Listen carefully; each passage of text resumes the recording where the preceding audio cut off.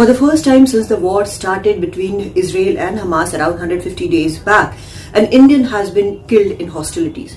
Now, there were 3 Indians who were working in an orchard in northern Israel in the village of Margaliot yesterday, and there was an anti-tank missile fired by Hezbollah according to Israeli statement, and these 3 were hit. Now, 1 Indian has died in this anti-tank missile hit and 2 others are injured, and they are being given medical assistance in Israel.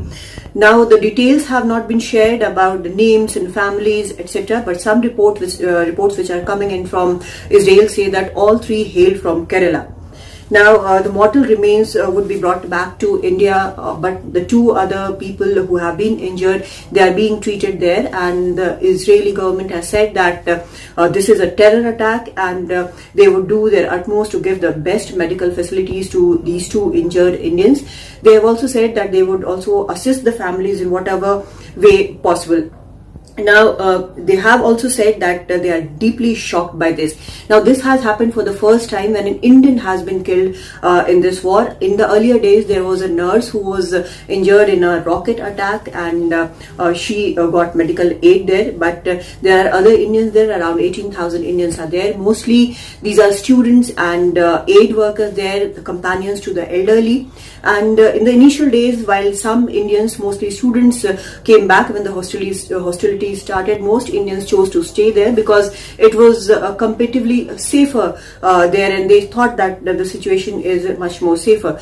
But as a matter of fact, after Israel has said that it wants to employ Indian laborers to work in the agricultural fields there, because the Gaza people who were earlier working in these fields are no longer have been prohibited from working there since the hostilities started. Now the Israeli government has asked for Indian laborers, and the government of India seems to be okay with it. So there have been questions raised about how and why should the Indian laborers be sent to a country which is at war. Now, after this death which has happened yesterday in an anti-tank missile attack from Hezbollah, these questions would be raised again, and the questions would seek some answers as to whether it is safe, whether these laborers should be going there. Now, we know that the war is at Gaza front, that is the south of Israel, where Israel and Hamas are locked in a war.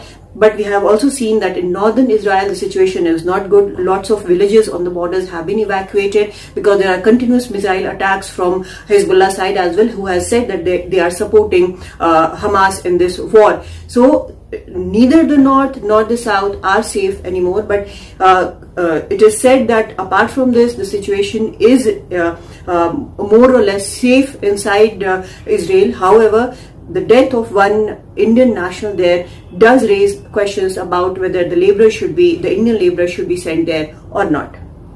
In Delhi, Kadambini Sharma for NDTV.